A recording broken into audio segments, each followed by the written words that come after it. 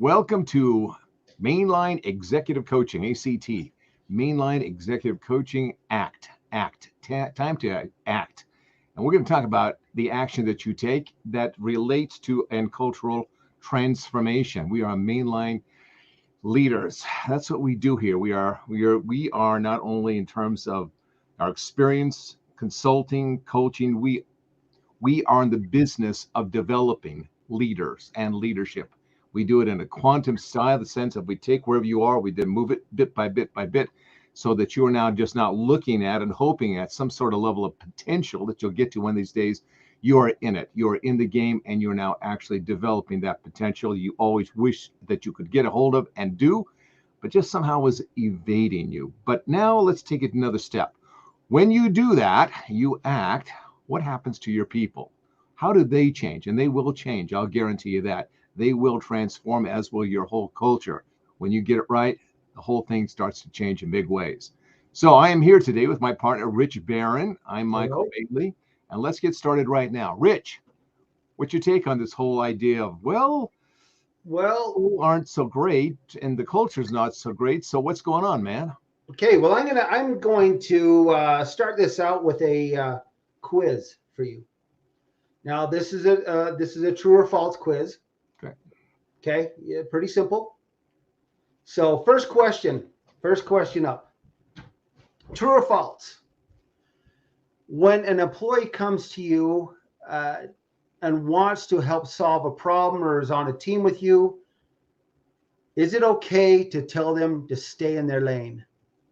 True or false? I have been there, my friend. I have been that person saying, I got some great ideas and some great helps, and just show me the door.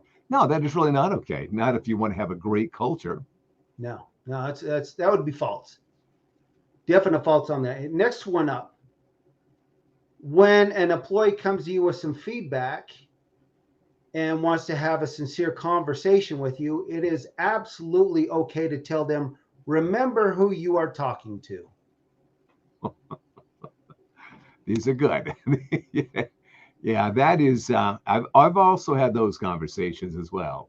Yeah, that is false. That is not such a hot idea. Yeah. Oh yeah. Here's another question. True or false? It's absolutely okay to tell your customer that because they were short shipped, it was due to a shipping issue, had nothing to do with anything in your facility. This is hitting a close home. This just happened to me recently. Yeah. And, that's false. And ironically, the people that I had the problem with, man, they just stood right up and said, how can I help? Let's get this thing fixed. Yep. Yeah. So that's a false. And it is okay to absolutely tell people, do as I say, not as I do. Well, if you want to run your company into the ground, that would be a great thing to do, but otherwise, not so much. These are all things that we've seen with people we've worked with.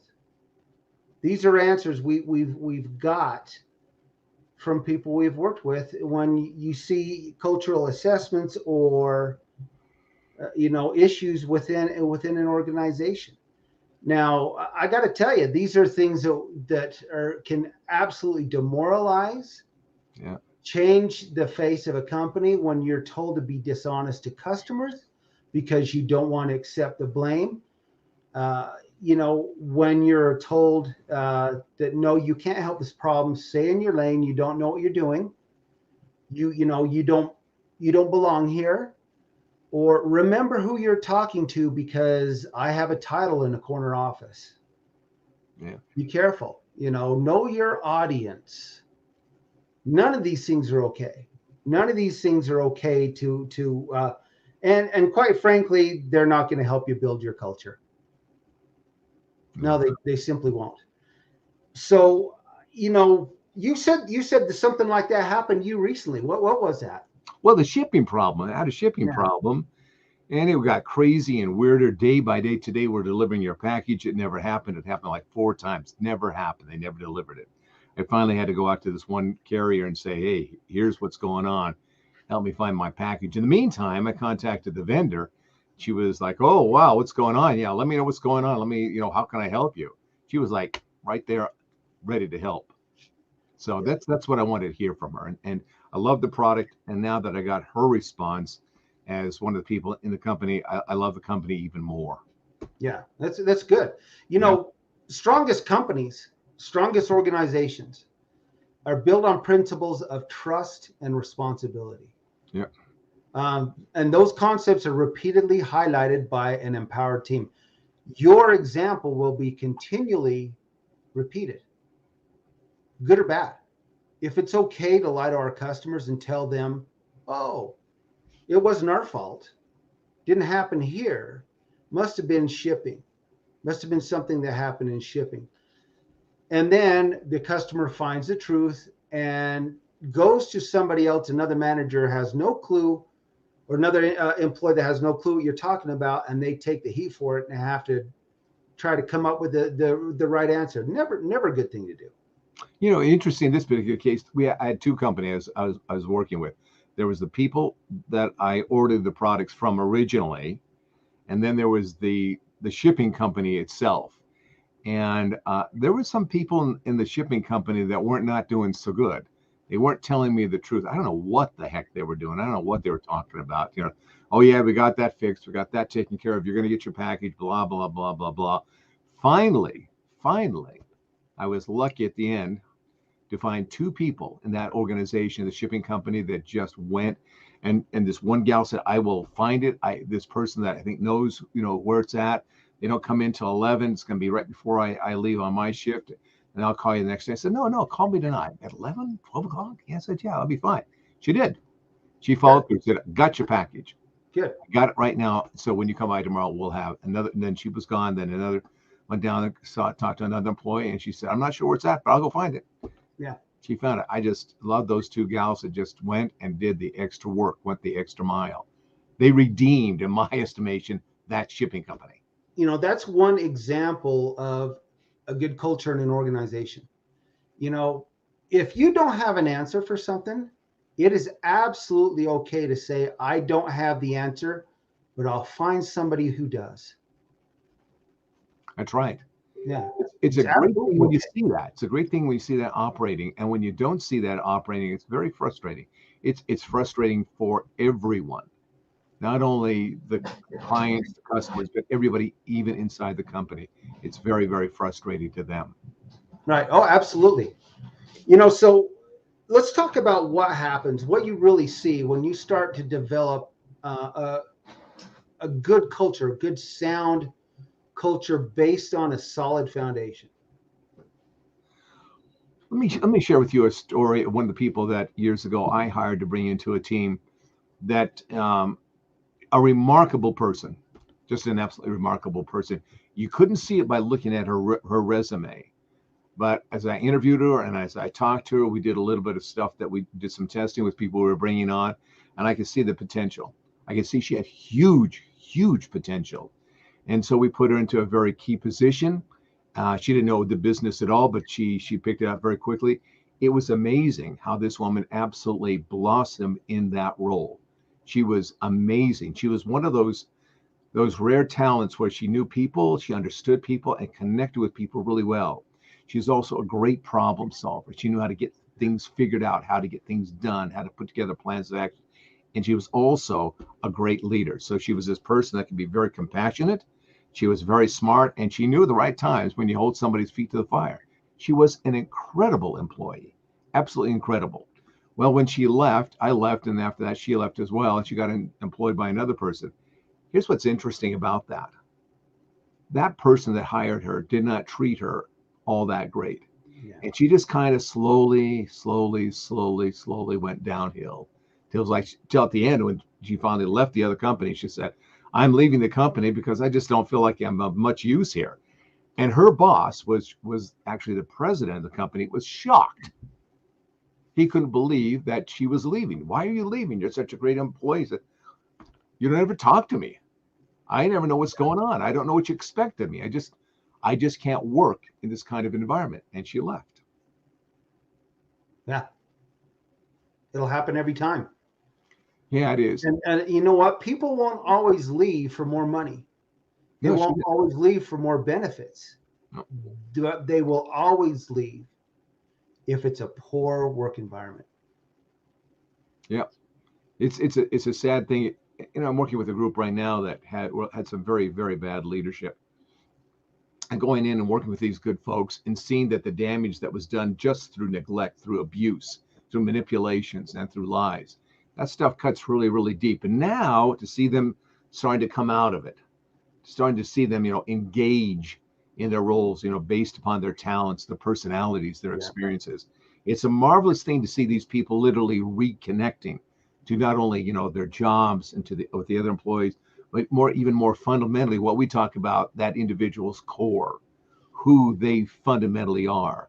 Because when you're in a situation and there's bad leadership, that really gets messed up inside. You don't know if you're trusted, if you're liked, if you're wanted, if you're valued. That stuff really gets people messed up.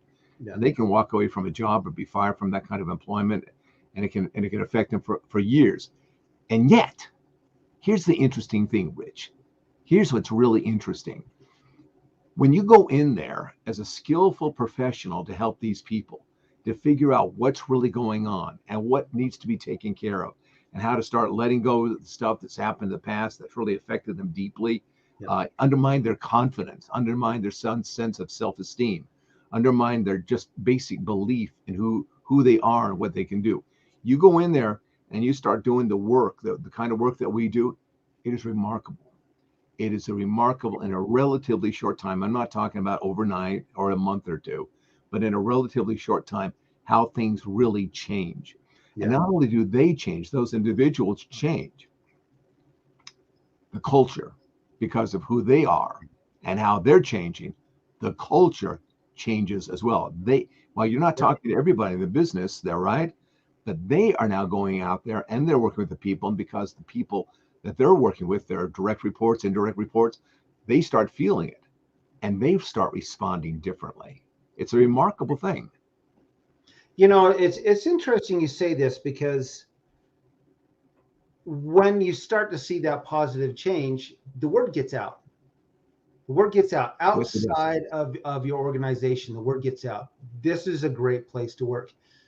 So these are some of the things I just want to touch on, a couple of things that you'll see.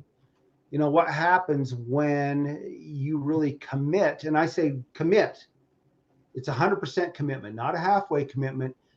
You have to change your mindset. You must do this in order to get a better organization. So 38% of all companies right now cite having a thin leadership pipeline as a serious human capital risk. But one of the positive benefits of you committing to leadership and cultural development, you're going to have a long line of employees and leaders wanting to join your company. You're not going to have to worry about searching for the right talent or the right heart to be your company. They're going to hear the word's going to get out. Word's going to get out. I'll bet you that 38%, that number has grown. I bet it's bigger than it was. And that was a 2018 survey. Yeah, I bet you that's grown since the last couple of years, and just because of the things that are happening. Yeah. Because there's more and more unknown, there's more and more disconnection in the workplace.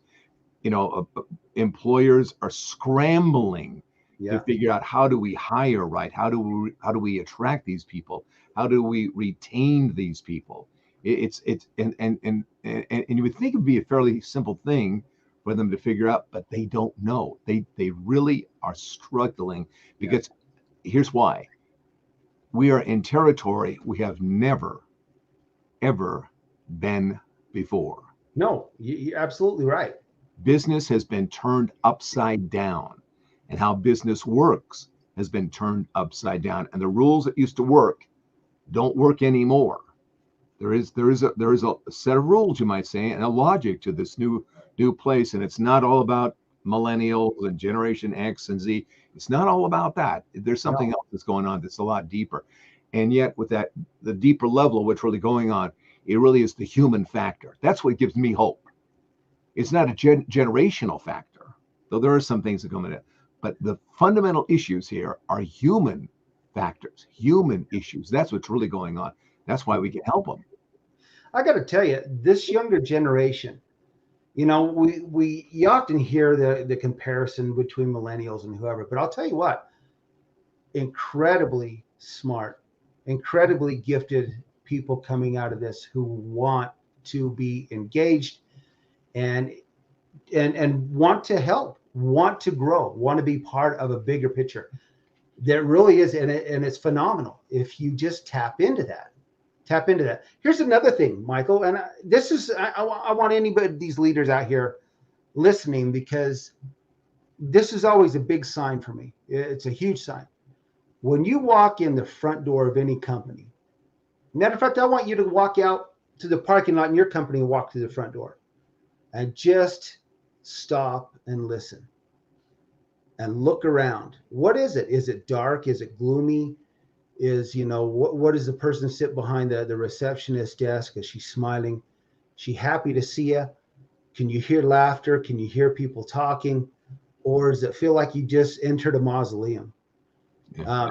You know, big indication. That's for me is a huge indication what it feels like when you walk in. What's the energy like? You can feel it. It's palpable. It truly is. Either way.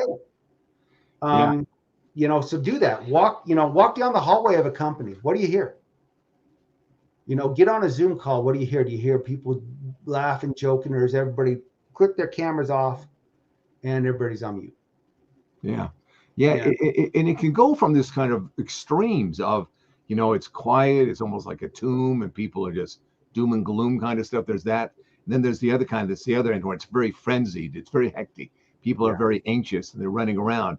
I mean, it can be those two extremes. Somewhere in the middle is this sense of high energy, this sense of purpose, this sense of direction, this sense of connection. The people are happy and they are purposeful in terms of their work and even how they walk.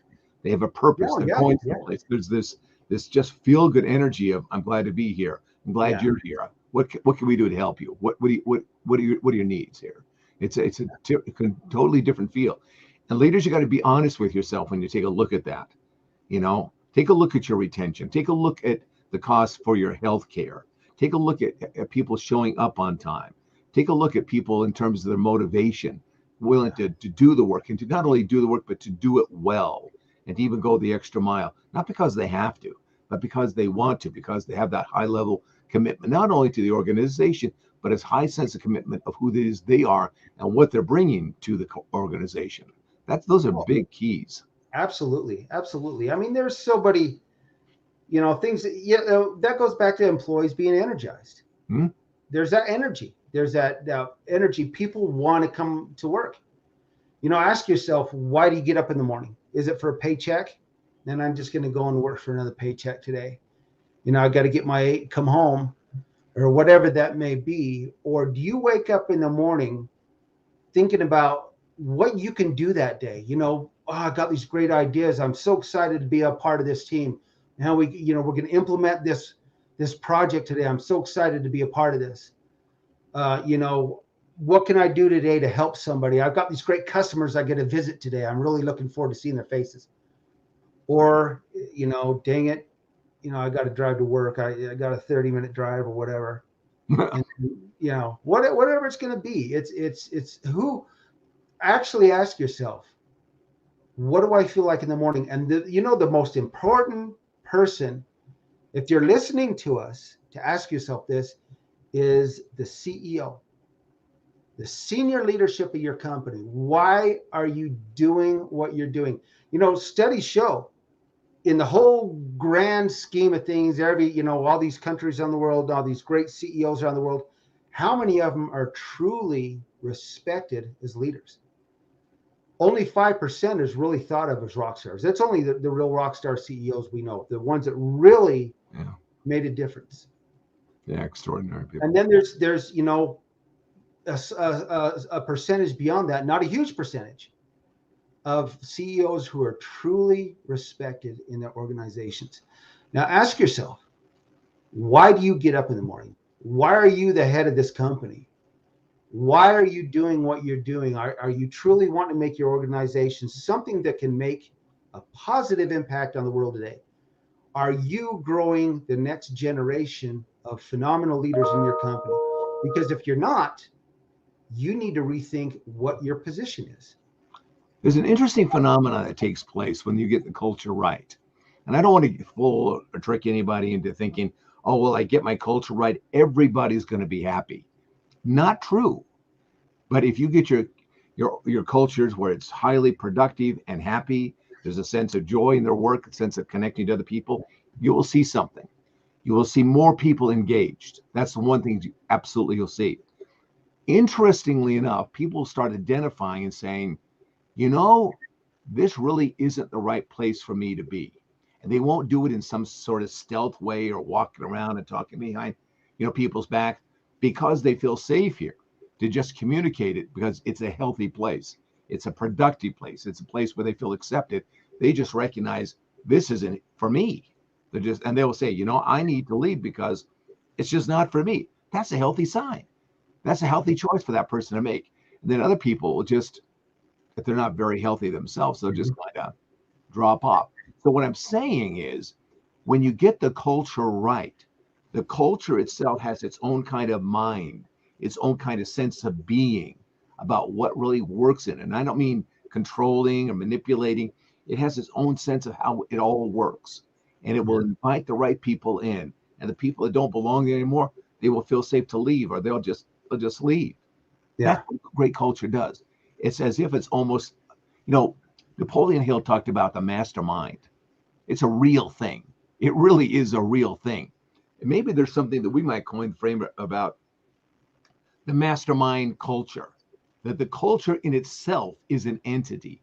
It is has a life of its own, because when the people come together, they create that, what you're talking about earlier, a kind of energy, which is greater than the sum of all the pieces. It's something greater. And that's what makes great companies as well as great cultures. Yeah.